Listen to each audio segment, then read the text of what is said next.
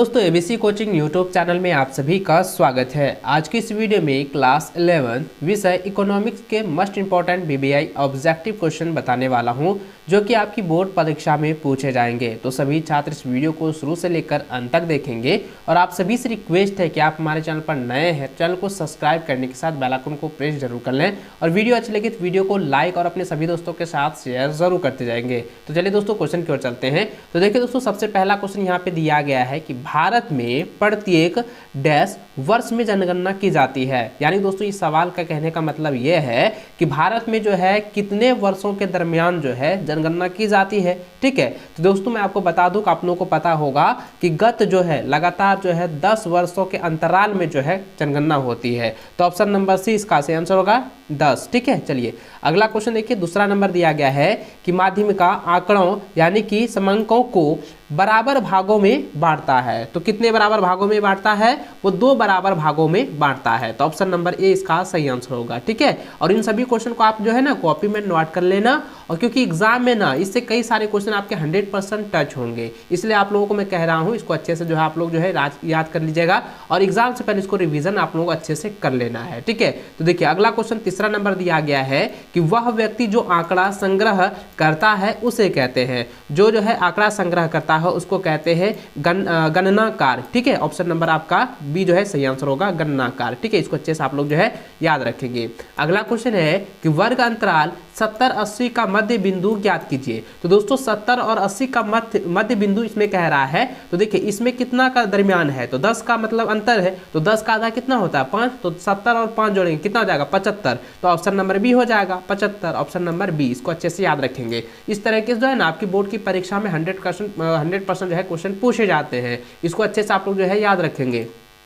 अगला क्वेश्चन है यदि किसी अनुसंधान के लिए मूल रूप से संकलित समांकों को कहते हैं। तो यहाँ पे दोस्तों इसका जो आंसर होगा ये ऑप्शन नंबर हो जाएगा ए। ठीक है, यानी कि प्राथमिक प्राइमरी। ठीक है, प्राइमरी जो है अनुसंधान के लिए, तो ऑप्शन नंबर ए इसका सही आंसर होगा। अगला क्वेश्चन छठा नंबर दिया गया है कि निम्न आंकड़ों से विस्तार गुणांक ज्ञात करें। तो इसका आंसर देखिए दोस्तों, ये जो है यहाँ पे आंकड़ा दिया गया है 24, 30, 64, 50, 34 और 72। इसका जो है ना विस्तार गुणांक ज्ञात करनी है। तो इसका विस्तार गुणांक अगर ज्ञात करें तो इसका आंसर हो जाएगा 0.5। ऑप्शन नंबर डी इसका सही आंसर होगा। अगला क्वेश्चन देखिए 7वां नंबर यहाँ पे दिया हुआ है। इसमें दिया है कि समांतर मध्य, ठीक है, समांतर मध्य का सूत्र है। तो देखिए समांतर मध्य का सूत्र क्या होता है?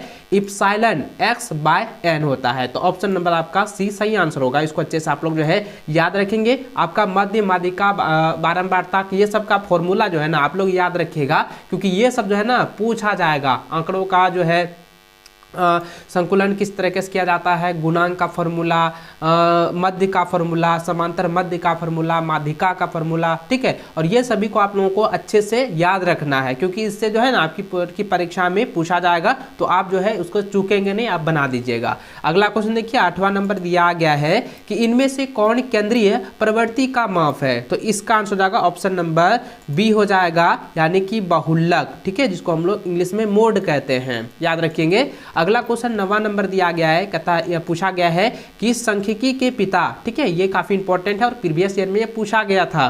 तो यहाँ पे दिया गया है सांख्यिकी के पिता किसे कहते हैं। तो सांख्यिकी के पिता को जो है ग्राफाइड आर्केनवाल कहते हैं। तो ऑप्शन नंबर आपका बी सही आंसर होगा, ग्राफाइड। ठीक है, यहाँ पे ग्राफाइड है, ग्राफाइड होगा, तो यहाँ पे ग्राफाइड आर्केनवाल। ठीक है, ऑप्शन नंबर बी सही आंसर होगा। अगला क्वेश्चन 10वां नंबर दिया है कि 2 चरों के बीच पारंपरिक संबंध को प्रकट करने वाले चित्र को कहते हैं। दोस्तों इसको कहते हैं विक्षेप चित्र। ऑप्शन नंबर बी इसका सही आंसर होगा।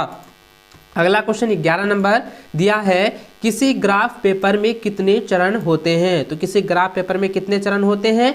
4 चरण होते हैं। तो ऑप्शन नंबर डी इसका सही आंसर होगा।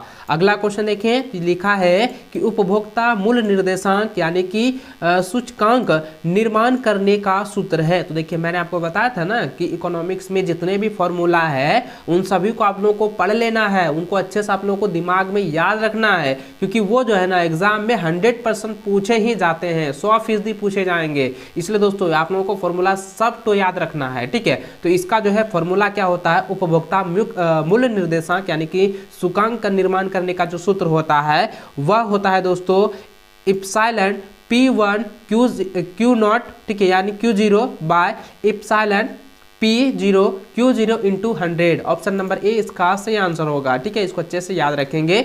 अगला क्वेश्चन 13 नंबर दिया है कि श्रेणी जो है, श्रेणी का n/4वां पद यानी कि n/4वां पद जो है वो कौन सा होना चाहिए। तो n/4वां पद क्या है, ये क्या बता रहा है, प्रथम चतुर्थांश बता रहा है। तो n जो है नंबर 1 है, ठीक है, तो इसका आंसर क्या हो जाएगा, प्रथम चतुर्थांश या चतुर्थक, ठीक है। तो ऑप्शन नंबर आपका ए सही आंसर होगा। अगला क्वेश्चन देखिए, लिखा है कि समग्र के एक छोटे से भाग को क्या कहते हैं। तो इसको हम छोटे से भाग को हम लोग क्या कहते हैं, तो दोस्तों इसका जो आंसर होगा ये हो जाएगा ऑप्शन नंबर बी हो जाएगा।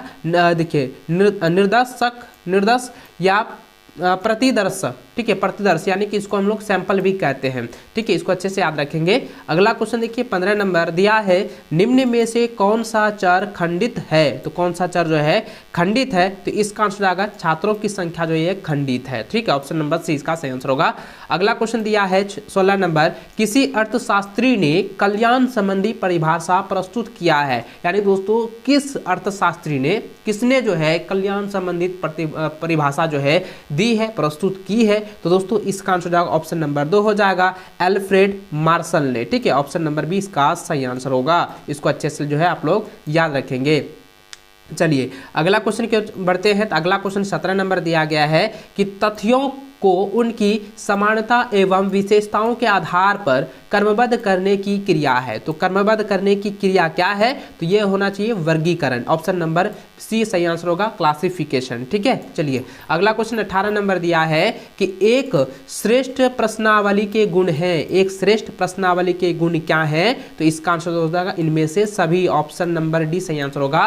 क्योंकि दोस्तों एक श्रेष्ठ प्रश्नावली के गुण जो है सरलता, प्रश्नों की उचित क्रम और प्रश्नों की सीमित संख्या, ये तीनों है। तो इसलिए दोस्तों इसका जो सही आंसर होगा ऑप्शन नंबर डी इसका होगा, ठीक है। चलिए अगला क्वेश्चन देखिए 19 नंबर दिया है कि किसी अर्थशास्त्री के अनुसार अपरिकरण, ठीक है, अपकिरण पदों के विचरण का माप है। तो विचरण का माप इसमें पूछा गया है, तो इसका आंसर हो जाएगा बाउले, ठीक है, ऑप्शन नंबर 20 सही आंसर होगा। अगला क्वेश्चन दिया गया है कि निम्नलिखित आंकड़ों से समांतर मध्य ज्ञात करें। तो देखिए निम्नलिखित आंकड़ों से समांतर मध्य जो है ज्ञात करनी है। तो ये जो है आपका जो है आंकड़ा दिया हुआ है जिसमें कि अंक यहाँ पे दिया गया है, ठीक है, 0 से 10, 10 से 20, 20 से 30, और यहाँ पे स्टूडेंट की संख्या दी गई यानी कि छात्रों की संख्या दी है 2, 3, 5। अब यहाँ पे कहता है कि मध्य ज्ञात कीजिए। तो मध्य का फॉर्मूला तो मैंने आपको अभी बताया, तो अब उसी फार्मूले से जो है आपको यहाँ पे ज्ञात करनी है। तो दोस्तों आप इसका हल कर लेंगे, मैं इसका डायरेक्ट आंसर बता देता हूँ। इसका आंसर हो जाएगा 18, ठीक है, ऑप्शन नंबर सी इसका सही आंसर होगा। मैंने क्योंकि इसको जो है ज्ञात करके रखा हुआ था, ठीक है। चलिए अगला क्वेश्चन देखिए, यहाँ पे 21 नंबर दिया है कि जब निचली और ऊपरी दोनों सीमाओं पर विचार करते हैं तो ऐसे वर्ग कहलाते हैं। तो ऐसे वर्ग कौन से कहलाते हैं, और इसके बारे में मैंने आपको पहले भी बताया था, इसको हम लोग समावेशी कहते हैं, ठीक है। यहाँ पे हो जाएगा ऑप्शन नंबर बी में दिया हुआ है समावेशी, इसको अच्छे से याद रखेंगे। चलिए अगला क्वेश्चन देखिए 22 नंबर दिया है कि यदि बहुलक जो है, बहुलक z बराबर जो है 16 है और समांतर मध्य जो है x, ठीक है, x रेखा पर दिया है तो 20 है, तो माध्यिका ज्ञात करें। तो इसकी जो है माध्यिका आपको फॉर्मूले के अनुसार जो है ज्ञात करनी है, और इसके फॉर्मूला भी आप लोगों को पता ही होगा, और मैंने इसको जो है सॉल्व करके रखा है। तो इसका डायरेक्ट आंसर मैं बता देता हूं। इसका आंसर हो जाएगा दोस्तों 15.6, ठीक है, ऑप्शन नंबर सी सही आंसर होगा। चलिए अगला क्वेश्चन देखिए, लिखा है कि निर्देशांक के ऊपर है। तो निर्देशांक के ऊपर कौन है, निर्देशांक के ऊपर कौन से आते हैं। तो दोस्तों आपको पहले पता होगा कि निर्देशांक के ऊपर जो है उपभोक्ता के मूल्य निर्देशांक आते हैं, थोक मूल्य निर्देशांक आते हैं, औद्योगिक उत्पादन निर्देशांक आते हैं। तो इसलिए दोस्तों इसका जो सही आंसर होगा ना, इसका जो सही आंसर क्या होगा, ऑप्शन नंबर डी होगा, इनमें से सभी, ठीक है। चलिए 24 नंबर क्वेश्चन देखें, तो यहाँ पे लिखा है कि वह ग्राफ जो संचयी आवर्ती वितरण को दर्शाता है। तो संचयी आवर्ती वितरण को कौन दर्शाता है, तोरण चित्र दर्शाता है, ऑप्शन नंबर ए इसका सही आंसर होगा। चलिए 25 नंबर क्वेश्चन देखें तो यहाँ पे लिखा है कि भारतीय सांख्यिकी संस्थान कहाँ स्थापित है, तो इसका आंसर दोस्तों हो जाएगा ऑप्शन नंबर डी, हो जाएगा कोलकाता। ठीक है, चलिए ये आपका इंपॉर्टेंट था और ये प्रीवियस ईयर में भी क्वेश्चन पूछा गया था। इन सभी क्वेश्चन को आप अच्छे से कॉपी में नोट करते जाएं और दोस्तों आप जो है हमसे ये वादा कीजिए कि एग्जाम से पहले इन सभी क्वेश्चन को अच्छे से रिवीजन करेंगे। नीचे कॉमेंट आप लोग जरूर कीजिएगा। ठीक है, तो चलिए दोस्तों आगे बढ़ते हैं। 26 नंबर क्वेश्चन देखें तो यहाँ पे देखिए दिया गया है कि इनमें से नगद फसल कौन है। तो नगद फसल कौन है बच्चों, आपको पहले भी पता होगा और इसके बारे में मैंने आपको पहले बताया हुआ था। तो ये जो है ना प्रीवियस ईयर में क्वेश्चन पूछा गया। देखिए रिपीटेड क्वेश्चन कितना मिल रहा है, इसलिए मैं आप लोगों को कह रहा हूं कि इसको अच्छे से आप लोग जो है याद रखेंगे। देखिए इसका जो आंसर क्या होगा, ऑप्शन नंबर सी हो जाएगा कपास। कपास क्या है, एक नकद फसल है। ठीक है, नकद फसल है यानी कि कैश क्रॉप है। चलिए अगला क्वेश्चन देखिए 27 नंबर दिया है कि विश्व बैंक को किस अन्य नाम से जाना जाता है। तो विश्व बैंक को जो है IBRD के नाम से जाना जाता है। तो ऑप्शन नंबर डी इसका सही आंसर होगा।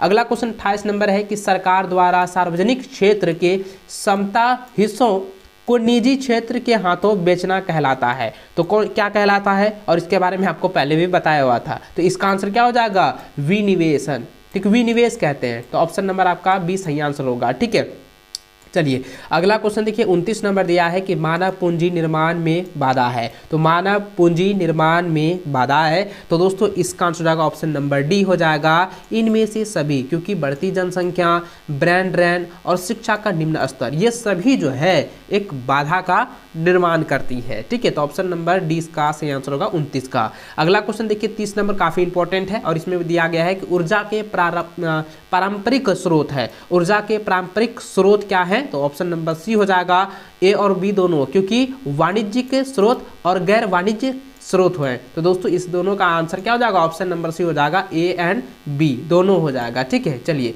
अगला क्वेश्चन 31 नंबर है। यहाँ पे दिया गया है कि सरकार द्वारा जो कर व्यक्तियों की आय पर लगाई जाती है तो उसे हम लोग क्या कहते हैं। तो उस कर को हम लोग कौन से कर के नाम से जानते हैं, इसके बारे में मैंने आपको बताया था। तो दोस्तों इसका आंसर हो जाएगा प्रत्यक्ष कर। ठीक है, यानी कि डायरेक्ट टैक्स कहते हैं उसको। तो ऑप्शन नंबर ए इसका सही आंसर होगा। अगला क्वेश्चन 32 नंबर दिया गया है कि निम्न में से कौन सा उद्योग जो है, निम्न में से कौन सा उद्योग लघु एवं कुटीर उद्योग के अंतर्गत आता है, यानी कि लघु और कुटीर उद्योग में आता है। तो दोस्तों इसका आंसर हो जाएगा 32 नंबर का डी हो जाएगा, यानी कि हस्तकरघा। ठीक है, हस्तकरघाट हो जाएगा। ऑप्शन नंबर आपका डी सही आंसर होगा। ठीक है, चलिए 33 नंबर क्वेश्चन की ओर बढ़े।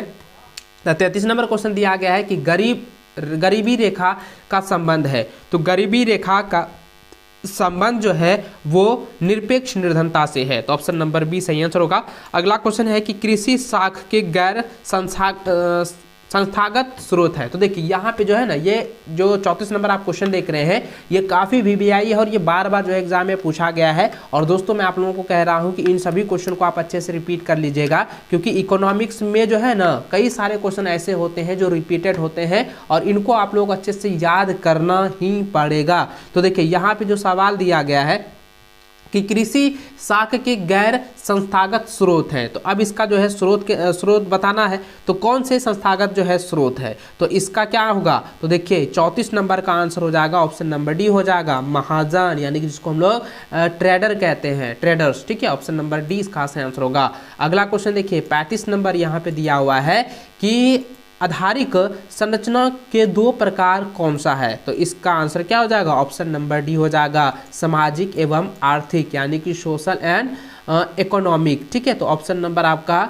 डी सही आंसर होगा। चलिए अगला क्वेश्चन 36 नंबर दिया गया है कि CFC का पूर्ण रूप है, यानी कि CFC का जो है फुल फॉर्म क्या है, पूर्ण रूप क्या है। तो ये आपको यहाँ पे पूछा गया है। तो 36 नंबर का आंसर हो जाएगा, ऑप्शन नंबर सी हो जाएगा, यानी कि क्लोरोफ्लोरोकार्बन। ऑप्शन नंबर सी सही आंसर होगा। अगला क्वेश्चन 37 नंबर दिया है कि 12वीं पंचवर्षीय योजना की अवधि है। तो पंचवर्षीय योजना की अवधि क्या है, तो ऑप्शन नंबर ए हो जाएगा 2012 से 2007। देखिए 5 वर्ष का अंतर है, तो 2012 से 2017 तक। ऑप्शन नंबर ए इसका सही आंसर होगा। चलिए अगला क्वेश्चन देखिए 38 नंबर दिया है कि कृषि शाख के साधन हैं। तो कृषि शाख के कौन से साधन हैं, तो इसका आंसर जाएगा ऑप्शन नंबर डी हो जाएगा, इनमें से सभी, क्योंकि भूस्वामी भी आते हैं, व्यावसायिक बैंक भी आते हैं, ग्रामीण बैंक भी आते हैं। तो दोस्तों इसका आंसर क्या होगा, इनमें से से सभी हो जाएगा। ठीक है, चलिए 39 नंबर क्वेश्चन है कि निर्धनता रेखा से नीचे रहने वाले लोगों का अनुपात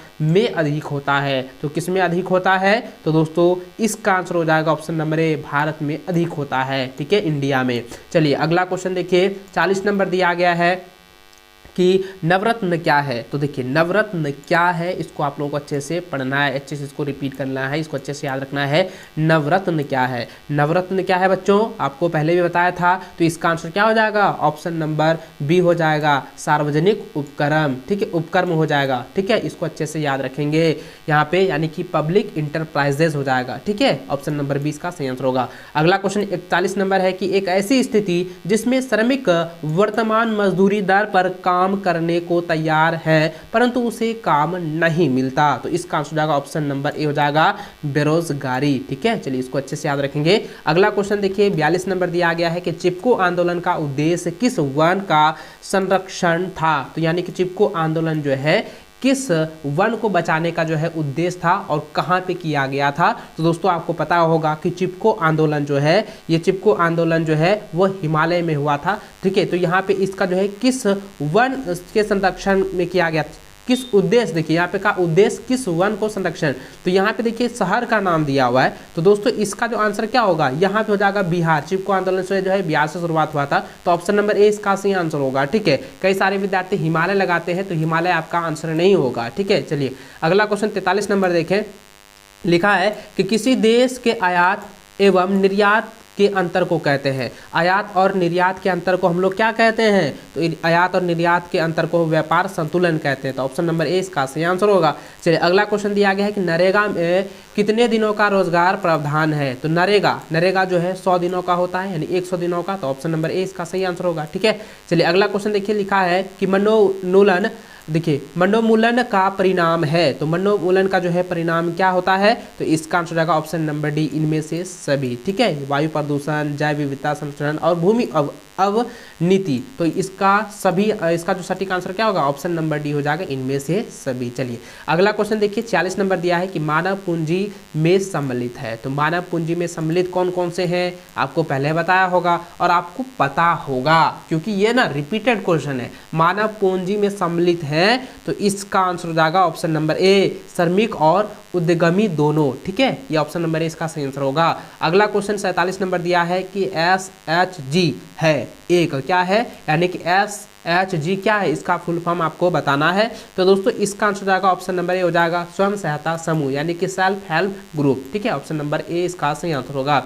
चलिए अगला क्वेश्चन देखिए 48 नंबर दिया है कि निर्माण क्षेत्र अर्थव्यवस्था के क्षेत्र में सम्मिलित होता है। तो इसका आंसर क्या होगा? ऑप्शन नंबर बी हो जाएगा, द्वितीय क्षेत्र में सम्मिलित होता है, तो ऑप्शन नंबर बी इसका सही आंसर होगा, सेकेंडरी। ठीक है, चलिए अगला क्वेश्चन देखिए 49 नंबर दिया है कि एक सूचक जो किसी देश के मानव विकास को मापता है, तो इसका आंसर हो जाएगा option number D, HDI, option number D सही आंसर होगा। अगला क्वेश्चन दिया गया है कि प्रति व्यक्ति आय किस देश में अधिक है। तो दोस्तों इसका आंसर हो जाएगा ऑप्शन नंबर सी, चीन में। ठीक है, इसको अच्छे से जो है याद रखेंगे। इस वीडियो में जो है इकोनॉमिक्स के मैंने आपको 50 क्वेश्चन बताए हैं। 50 क्वेश्चन को आपको रिपीट कर लेना है, रिवीजन कर लेना है, क्योंकि इससे कई सारे क्वेश्चन आपकी बोर्ड की परीक्षा में डायरेक्ट पूछे जाएंगे। इसको अच्छे से आप लोगों को रिवीजन 100% कर लेना है। ठीक है, और दोस्तों वीडियो अच्छी लगे तो वीडियो को लाइक अपने सभी दोस्तों के साथ शेयर करेंगे, और इसी प्रकार वीडियो पाना चाहते हैं तो आप हमारे चैनल को अभी के अभी चैनल को सब्सक्राइब कर लीजिए,